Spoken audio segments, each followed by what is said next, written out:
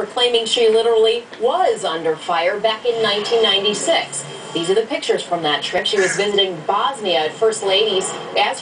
See her there with her daughter Chelsea. Well, her campaign this morning is backtracking, saying the senator misspoke when she said she was actually under sniper fire. Mrs. Clinton herself addressed the issue in an interview with news radio station KDKA in Pittsburgh this morning. Take a listen. I have written about this and described it in many different settings, and I did misspeak the other day. You know, this has been a very long campaign. So occasionally, I am a human being like everybody else. Joining us now, Juan Williams, NPR senior correspondent.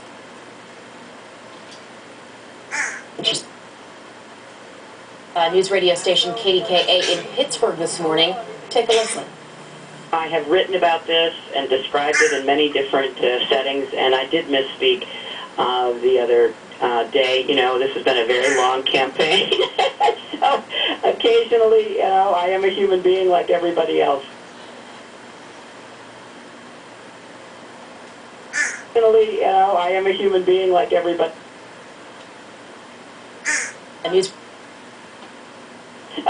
Occasionally, I am a human being like everybody else. Joining us now, Juan Williams, NPR senior correspondent, who's a Fox News contributor. As you know, Juan, good to see you. This story has gotten a bit of traction since it was first, I guess, exposed by the comedian Sinbad, who was on the trip and told the Washington Post that he doesn't remember any sniper fire, but it's gotten a fair amount of traction.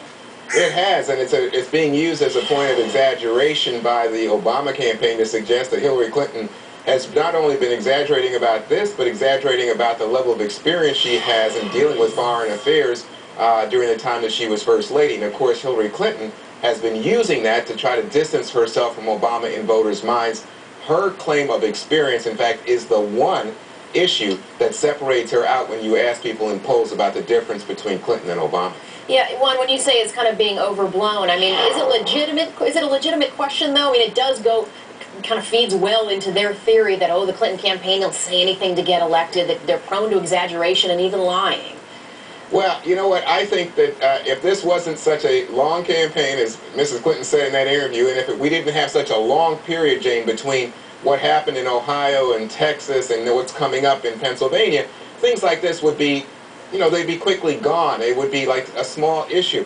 But right now, we have this long interim, and people are just intense. You know, the fighting over the weekend, President Clinton being called a McCarthyite, President Clinton suggesting maybe Barack Obama's not loyal. All of this kind of stuff, this crossfire is intense right now inside the Democratic Party.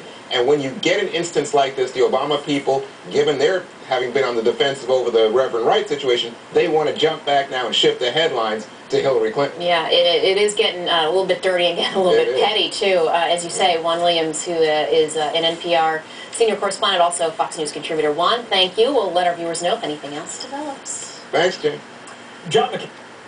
And this